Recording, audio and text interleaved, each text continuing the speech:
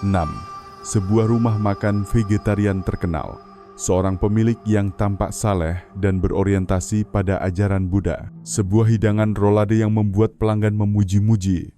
Tapi di balik lapisan daun pisang yang harum itu tersembunyi bahan mengerikan yang tak seorang pun berani bayangkan. Saat sampel rolade itu dibawa untuk diuji, hasil DNA membuat seluruh ruang penyidikan bergidik ngeri. Itu adalah jaringan manusia. Apa yang sedang terjadi di rumah makan vegetarian Berkah? Siapa dalang di balik perubahan dari belas kasih menjadi kejahatan? Jangan tinggalkan video ini karena kebenaran di belakangnya lebih kejam daripada yang kalian kira. Sore hari tanggal 17 bulan April tahun 2023 di Markas Besar Kepolisian Daerah Jakarta Pusat, sebuah pertemuan tidak biasa sedang berlangsung di ruang penerimaan laporan. Orang yang datang melapor adalah seorang biksu bernama Biksu Agus Santoso, pemimpin Vihara Agung Jaya, salah satu vihara besar dan tertua di kota itu. Dia tidak membawa sesajen, juga tidak menunjukkan senyum seperti biasa, melainkan wajah tegang yang aneh. Orang yang menerima laporan adalah Kapten Polisi Budi Santoso, petugas tim penyidikan umum. Awalnya, dia mengira biksu tua itu hanya ingin melaporkan pencurian atau penipuan yang melibatkan umat Buddha. Tapi kata-kata pertama dari biksu itu membuat seluruh ruangan tenggelam dalam suasana berat. Saya punya alasan untuk percaya bahwa sebuah rumah makan vegetarian terkenal di kota ini sedang menyajikan daging manusia kepada pelanggan. Kapten Budi mengerutkan kening, bukan karena ragu tapi karena kata daging manusia terdengar terlalu gila. Biksu Agus Santoso tetap tenang, seolah dia sudah berlatih lama hanya untuk mengatakan ini. Saya adalah pemakan vegetarian ketat selama lebih dari 30 tahun. Usia tua membuat lidah saya sangat peka. 2 minggu lalu, seorang umat Buddha mengundang saya makan di rumah makan vegetarian Berkah. Rumah makan vegetarian yang sedang sangat terkenal di Jalan Tamrin. Hidangan rolade vegetarian di sana aneh sekali. Tidak seperti protein nabati apapun yang pernah saya tahu. Dia membuka tas kainnya dan mengeluarkan kotak plastik yang disegel. Di dalamnya ada beberapa iris rolade vegetarian berwarna merah muda pucat. Saya sudah diam-diam membawa sampel rolade ini ke laboratorium pengujian biologi makanan untuk diperiksa dan suaranya sedikit gemetar. Hasilnya menunjukkan DNA dalam sampel itu tidak seperti protein nabati apapun melainkan jaringan otot manusia. Keheningan panjang menyelimuti ruangan. Kapten Budi merasa tenggorokannya kering. Dia membuka berkas yang dibawa biksu itu. Lembar pengujian atas nama Pusat Analisis Biotek Jakarta, sebuah unit terpercaya. Kesimpulan tercetak jelas, DNA manusia Homo sapiens tidak ditemukan DNA nabati atau hewan biasa. Ini bukan lelucon dan tidak bisa dianggap enteng. Kurang dari 30 menit kemudian, seluruh informasi dilaporkan ke Komando Kepolisian Daerah.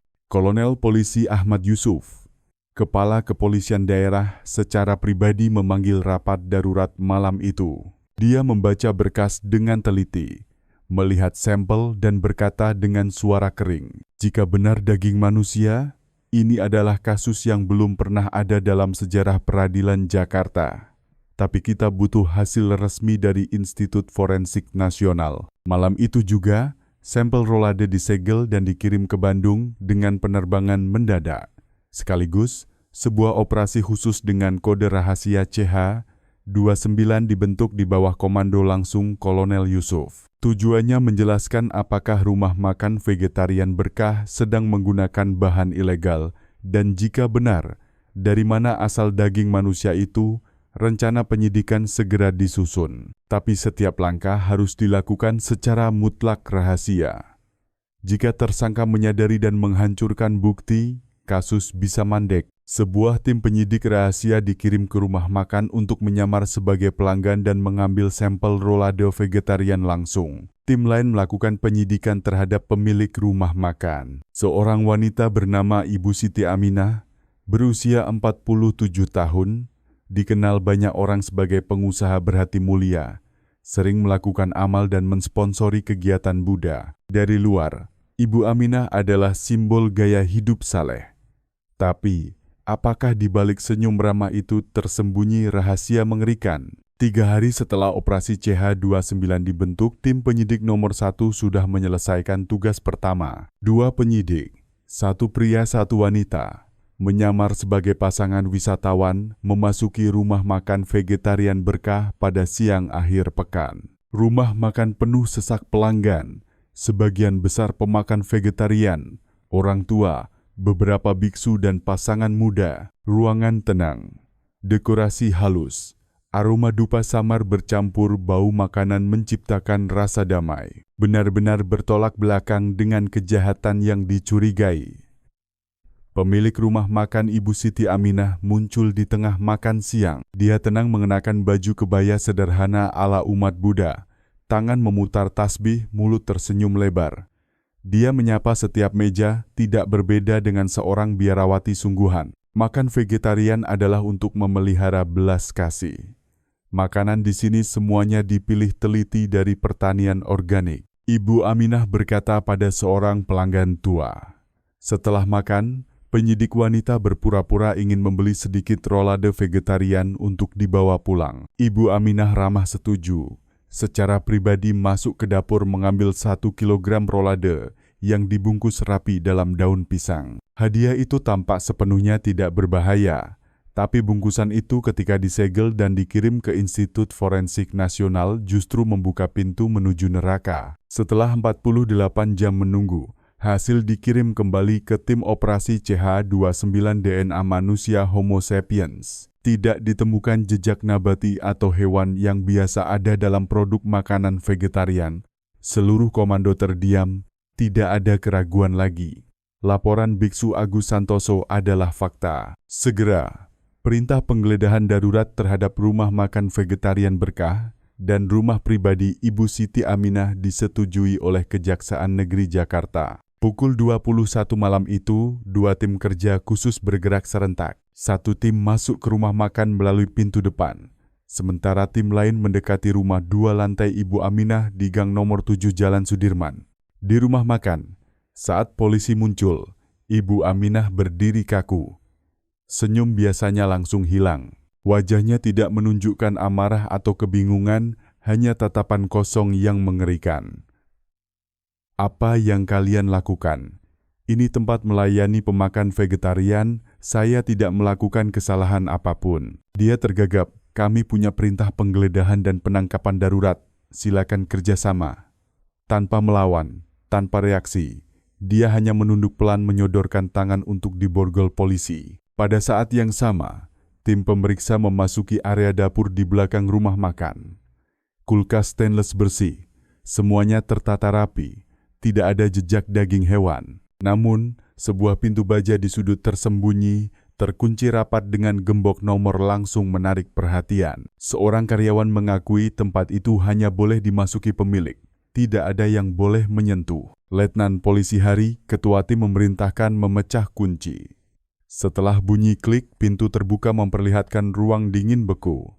Di dalamnya penuh ember plastik putih ukuran 20 liter yang ditumpuk. Para penyidik memakai sarung tangan, membuka tutup setiap ember. Di dalamnya ada blok daging berwarna putih merah muda, tanpa tulang direndam dalam air garam keruh, tidak berbau busuk, tidak berdarah tapi dingin dan mengerikan. Salah satu penyidik bergumam pelan, rolade vegetarian, tidak ada yang seperti ini.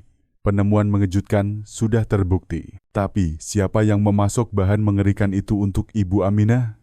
Apa yang membuat seorang wanita pemakan vegetarian seumur hidup menjadi setan? Di markas besar Kepolisian Daerah Jakarta Pusat, Ibu Siti Aminah duduk berhadapan dengan penyidik di ruang interogasi. Dia diam, mata lelah menatap ke meja, tidak menangis, tidak membela diri, sebuah keheningan yang tidak wajar.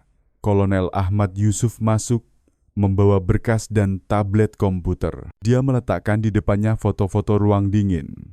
Setiap ember berisi daging, setiap serat daging putih merah muda yang digaram sudah diuji mengandung DNA manusia. Lalu dia memutar video dari kamera tersembunyi di dapur, merekam gambar Ibu Aminah sendirian membawa ember bahan ke area pengolahan. Ibu Aminah masih tidak bereaksi, tapi saat dia meletakkan foto lain, Gambar seorang pria parubaya dalam seragam pegawai rumah sakit mayat. Dia mengangkat kepala. Di matanya muncul kilatan kaget. Itu adalah Pak Joko Widodo, 52 tahun, pegawai pengelola di Pusat Anatomi dan Forensik Jakarta, tempat menerima dan mengolah jenazah, melayani identifikasi dan kremasi. Situasi mulai terang. Sumber daging manusia tidak mungkin dari pembunuhan acak, melainkan dari tempat yang punya pasokan jenazah stabil, rutin, sulit dikontrol. Rumah sakit mayat. Pak Joko Widodo adalah orang yang bertanggung jawab atas gudang penyimpanan jenazah. Dia hidup sendirian, sedikit teman, hampir tidak punya hubungan sosial di luar kerja, tapi riwayat hidupnya bersih sampai mencurigakan. Sebuah tim penyidikan khusus dikirim ke pusat forensik untuk menyelidiki secara diam-diam. Setelah 2 hari mengumpul data internal dan mengawasi ketat, mereka menemukan sesuatu yang tidak normal. Dalam 6 bulan terakhir, setidaknya 8 jenazah tercatat sebagai tak dikenal, tanpa keluarga mengklaim dan kemudian hilang dari catatan tanpa jejak kremasi. Semua catatan itu ditandatangani oleh Pak Joko Widodo sendiri, digabung dengan data GPS dari kamera lalu lintas dekat rumah Ibu Aminah. Tim penyidikan menemukan setiap pagi Senin dan Kamis secara rutin, sebuah sepeda motor tanpa plat nomor membawa kotak busa besar meninggalkan area rumah sakit mayat, melewati Jalan Gajah Mada, lalu hilang di gang kecil dekat rumah Ibu Siti Aminah. Sebuah penyergapan direncanakan secara rinci. Dini hari Kamis pekan itu, tim penyidik menyergap dekat pusat forensik. Tepat 32 menit, sepeda motor familiar muncul. Pengendaranya memakai helm tertutup mantel hujan coklat, di belakang ada 2 kotak busa. Saat dia belok ke Jalan Tamrin, mobil polisi langsung mendesak. Pria itu belum sempat bereaksi sudah ditumbangkan ke jalan. Kotak busa terjatuh. Tutup terbuka memperlihatkan blok daging dingin dibungkus kantong nilon. Pemeriksaan di tempat mengonfirmasi jaringan manusia. Pak Joko Widodo ditangkap seketika. Di ruang interogasi, Joko diam 100% selama 6 jam pertama. Dia hanya mengulang satu kalimat. Saya tidak tahu apa-apa. Baru saat penyidik menunjukkan video dari kamera rahasia di ruang dingin pusat forensik. Merekam dirinya sendiri menggunakan pisau bedah memisahkan daging dari jenazah lalu mengemas. Joko menunduk menghela napas. Bukan karena penyesalan tapi karena tahu sudah tak bisa mengelak. Dia mulai mengaku dengan suara datar tanpa emosi. Dia mendatangi saya setahun lalu, bilang sedang kesulitan mempertahankan rumah makan vegetarian karena harga bahan naik. Dia butuh sesuatu spesial, murah, yang tak ada yang bisa kenali. Awalnya saya kira dia bercanda, tapi lalu dia taruh 200 juta di meja. 200 juta untuk setiap pengiriman 3 jenazah tanpa identitas, tanpa yang klaim. Orang-orang yang sudah mati tak ada yang tanya. Dia cukup potong tulang, kirim daging sisanya dalam kotak busa, ambil uang, diam. Dia tidak merasa salah, mereka sudah mati. Mereka tak butuh tubuh lagi.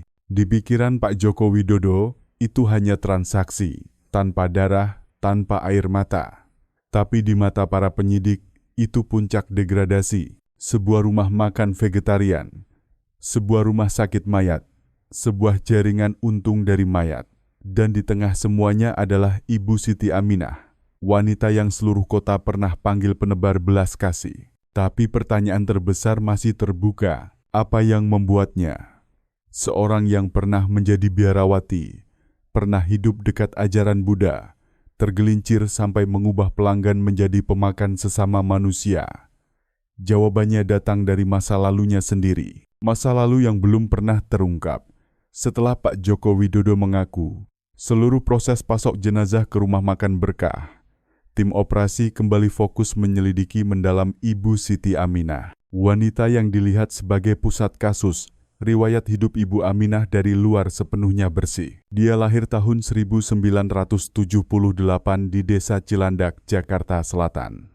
Anak ketiga dari keluarga dengan 5 saudara. Ayah meninggal dini, ibu pedagang kecil. Setelah lulus SMA, dia belajar akuntansi lalu menikah dengan seorang pegawai negeri. Hidup biasa, tapi tim penyidikan menemukan detail mencurigakan. Pada tahun 2005, suaminya Pak Rahman meninggal dalam kebakaran rumah yang belum jelas sebabnya. Catatan menyatakan, asfiksia, tewas di tempat. Di tahun yang sama, Ibu Siti Aminah tiba-tiba menjadi biarawati di sebuah vihara kecil di Bogor, Jawa Barat. Tapi kurang dari setahun kemudian, dia kembali ke dunia biasa meninggalkan vihara tanpa alasan jelas. Biksu yang dulu menjadi pemimpin vihara itu, Biksu Darmawan, sekarang berusia 72 tahun, tinggal di sebuah pondok kecil di hutan. Saat diundang untuk dimintai keterangan, dia hanya bilang satu kalimat pendek, mata dia sudah bukan manusia lagi. Tim penyidikan kembali menyelidiki kebakaran tahun 2005. Mereka menemui Pak Bambang Sutrisno, mantan ketua RT tempat Ibu Aminah pernah tinggal. Pak Bambang menceritakan, rumah terbakar habis pada malam mati listrik. Mereka bilang karena korsleting, tapi aneh sekali. Saya masih ingat jelas. Hari itu ada suara pertengkaran besar antara suami istri, lalu suara barang jatuh tidak ada yang sempat melerai. Saat polisi datang, hanya Ibu Aminah yang menangis seperti gila, bilang tidak sempat selamatkan.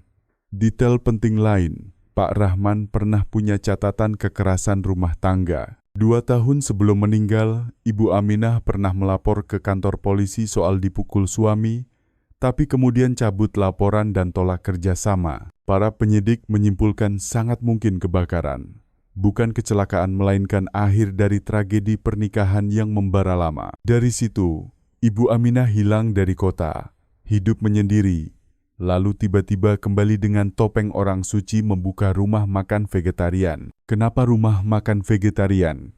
Kenapa orang-orang yang percaya pada belas kasih, kesucian, datang ke sana untuk makan vegetarian, justru dijadikan korban kejahatan melampaui imajinasi? Jawabannya terungkap dalam catatan harian pribadi yang ditemukan di laci terkunci Ibu Aminah di rumah pribadinya. Buku tua, sampul dibungkus kain linen, di dalamnya tulisan miring-miring. Saya sudah coba hidup baik, tapi saya tidak bisa lupa bau daging terbakar itu.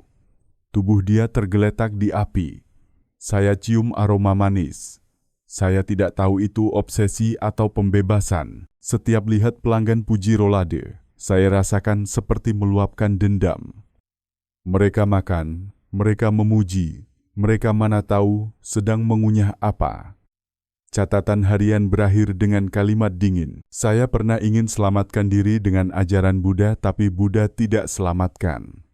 Hanya darah daging yang buat saya rasakan hidup dengan bukti dari tempat kejadian, pengakuan rekan kejahatan, dan catatan harian pribadi. Tim operasi memutuskan mendakwa Ibu Siti Aminah dengan tuduhan sangat serius, termasuk produksi, perdagangan makanan palsu, penodaan jenazah, organ, makam, dan ada tanda membentuk kejahatan pembunuhan. Tapi kasus belum selesai. Dalam berkas Pak Joko Widodo, ada satu nama lagi yang disebut orang yang perkenalkan dia dengan Ibu Aminah dan punya peran penting dalam membersihkan jalan agar jenazah hilang dari sistem. Siapa orang itu?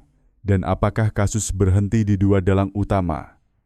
Nama terakhir yang muncul dalam pengakuan Pak Joko Widodo membuat seluruh tim operasi harus rapat darurat malam itu. Orang itu bukan lain adalah Pak Haryanto Susilo, 56 tahun, saat ini Direktur Pusat Anatomi dan Forensik Jakarta, tempat Pak Joko Widodo bekerja. Awalnya Haryanto muncul dalam kasus seperti nama lewat, orang yang tanda tangan penunjukan, orang yang setujui anggaran, dan orang yang selalu absen di shift malam ada jenazah tak dikenal. Tapi saat tim penyidikan periksa ulang seluruh sistem kamera dan berkas pemindahan jenazah dalam 12 bulan terakhir, mereka temukan detail mengerikan. Setiap jenazah tak diakui diproses di malam yang Haryanto hadir langsung di pusat. Lebih mencolok, dalam buku catatan pribadi Pak Joko Widodo yang dia sembunyikan di bawah meja kerja, ada tulisan perintah dari Pak Haryanto malam 13.3 mayat sudah dikemas segera satu tim kerja khusus dimobilisasi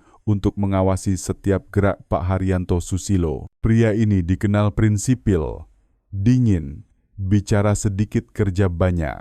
Dulu dosen forensik di Universitas Kedokteran, Kemudian ditunjuk jadi direktur pusat dengan riwayat bersih. Tidak ada gosip, tapi di balik tampilan sempurna itu ada kebiasaan aneh. Setiap bulan dia habiskan 2 malam diam-diam ke rumah makan vegetarian berkah. Duduk di sudut gelap, pesan rolade vegetarian dan makan sendirian dalam diam. Tidak ngobrol, tidak tatap, tidak ekspresi, hanya makan.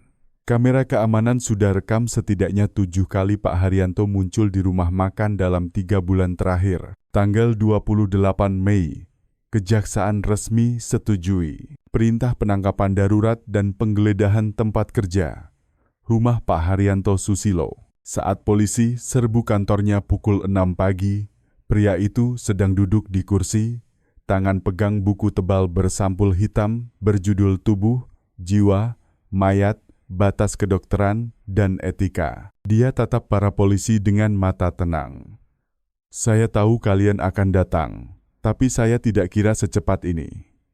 Di ruang interogasi, Haryanto tidak mengelak juga tidak menyangkal. Dia hanya minta satu hal, bicara langsung, tidak rekam, tidak kamera. Saya lakukan ini bukan karena uang, tidak seperti Ibu Aminah, tidak seperti Pak Joko. Saya hanya ingin paham. Paham apa? Para penyidik tanya. Paham apa yang buat manusia jijik pada tindakan yang esensinya terkait dengan kelangsungan hidup? Manusia sejak zaman primitif sudah makan sesamanya. Tapi sekarang mereka klaim beradab tapi mulut masih makan, hanya dalam kemunafikan. Saya hanya kembalikan mereka ke esensi, sebuah dingin mutlak, tanpa emosi, tanpa penyesalan. Bagi Pak Haryanto Susilo, kejahatan bukan tindakan melainkan kemunafikan, dan dia percaya dirinya tidak munafik siapapun. Kami tidak bunuh siapapun, kami hanya daur ulang. Dia mengaku dirinya sendiri yang punya ide. Sarankan pada Ibu Aminah tentang model pencerahan. Dirinya yang tulis ulang seluruh prosedur penyimpanan jenazah di pusat forensik, agar mudah hilangkan mayat tak diakui tanpa jejak di sistem. Dengan bantuan Pak Joko Widodo, semuanya berjalan lancar sepanjang setahun. Kami hanya pilih orang yang tak ada yang peduli, mayat yang dilupakan. Saya percaya mereka tidak keberatan. Kalimat itu buat seluruh ruang interogasi tenggelam dalam kengerian. Kengerian yang bukan dari darah melainkan dari akal dingin, logis sampai tak manusiawi. Dengan pengakuan lengkap dari 3 tersangka utama Ibu Siti Aminah, Pak Joko Widodo dan Pak Haryanto Susilo, Operasi CH29 mencapai akhir. Seluruh proses kejahatan sudah dijelaskan. Semua bukti fisik, pengakuan, pemeriksaan forensik sudah cukup untuk dakwa. Tapi di balik kasus itu apa? Kejahatan sakit atau degradasi halus dari akal, moral dan naluri? Tanggal 20 Juni tahun 2023. Sidang 3 terdakwa dalam kasus rumah makan berkah digelar di Pengadilan Negeri Jakarta. Ruang sidang penuh orang, pers, televisi, media sosial. Semua mata tertuju ke sini. 3 terdakwa, Ibu Siti Aminah, Pak Joko Widodo, dan Pak Haryanto Susilo didakwa dengan tuduhan sangat serius, termasuk produksi, perdagangan makanan palsu, penodaan jenazah dan tindakan ada tanda membentuk pembunuhan tidak langsung. Ketua sidang harus berulang kali minta ketertiban. Banyak orang menangis saat dengar seluruh pengakuan diumumkan secara terbuka di pengadilan. Di antaranya yang paling menakutkan, tetap pengakuan Ibu Siti Aminah. Saya tidak ingin bunuh siapapun, tapi saya ingin orang-orang yang pernah makan rolade di rumah makan saya tanya diri sendiri. Mereka datang karena vegetarian, karena belas kasih atau hanya karena makanan itu murah. Enak aneh, saya beri mereka apa yang mereka mau. Kalimat yang goyang seluruh sidang. Pak Joko Widodo menunduk sepanjang sidang. Saat ditanya alasan, dia hanya jawab singkat, "Saya butuh uang, tapi saya juga percaya mereka sudah mati, tidak penting lagi." Sementara Pak Haryanto Susilo tidak tunjukkan penyesalan. Dia berdiri tegak tatap hakim dengan mata dingin. "Kalian dakwa saya karena saya sentuh batas yang masyarakat tak berani hadapi. Saya tidak makan daging manusia. Saya hanya ajar mereka cara makan dengan kebenaran." Ketiga terdakwa tidak pakai pengacara. Mereka tidak minta keringanan, tidak banding. Setelah 3 hari sidang, Dewan Hakim vonis Ibu Siti Aminah, hukuman mati. Pak Joko Widodo, hukuman mati. Pak Haryanto Susilo, penjara seumur hidup. Vonis langsung guncang opini publik nasional. Rumah makan vegetarian Berkah dibongkar. Tempat yang dulu jadi tujuan ziarah ribuan orang. Sekarang hanya lahan kosong yang dipagari seng rapat, tak ada yang berani dekati. Di tempat yang dulu dianggap surga vegetarian, cerita tentang rolade manusia jadi obsesi panjang bagi warga. Banyak biksu, umat Buddha tulis surat terbuka ajak sadar. Mereka tegaskan makan vegetarian bukan bentuk, bukan enak atau selera melainkan perjalanan kebaikan. Dan perjalanan itu tak bisa berdiri di atas mayat orang lain. Meski mayat, kasus ditutup tapi getarannya masih menyebar. Setelah sidang, seorang wartawan muda cari ke Vihara Agung Jaya untuk jumpa lagi Biksu Agus Santoso. Orang pertama yang temukan kejahatan ini, dia hanya bilang satu kalimat. Manusia bisa bunuh satu sama lain dengan senjata. Pisau tapi juga bisa bunuh dengan ketidakpedulian. Dengan cara mereka santai makan sesuatu yang tak berani mereka lihat teliti. Rumah makan vegetarian Berkah sekarang hanya kenangan obsesi. Para dalang kasus sudah bayar harga, tapi getaran yang mereka tinggalkan masih utuh. Itu ingatkan kita bahwa kejahatan tidak selalu pakai wajah ganas. Kadang itu pakai topeng orang baik tersenyum beri kalian sepotong rolade. Kasus ini juga lonceng peringatan tentang nilai kepercayaan, moral dan kemanusiaan. Ketika manusia ditelan lapar uang, batas antara manusia dan setan jadi kabur. Dan ketika masyarakat acuh tak acuh, para penjahat akan manfaatkan itu untuk tabur dosa seperti hal biasa. Makan vegetarian tak selamatkan siapapun. Jika di hati masih ada dendam, hidup ke arah baik bukan berarti tutup mata pada kejahatan. Pelajaran terbesar dari kasus ini adalah belajar tanya. Jangan percaya tampilan luar. Jangan biarkan belas kasih jadi pintu terbuka lebar untuk kejahatan masuk. Jika kalian rasa cerita ini layak direnungkan, tinggalkan komentar, bagikan video, dan jangan lupa like serta subscribe channel. Beserta nyalakan lonceng notifikasi agar kami punya semangat lanjut ceritakan kasus-kasus tak terbayang selanjutnya.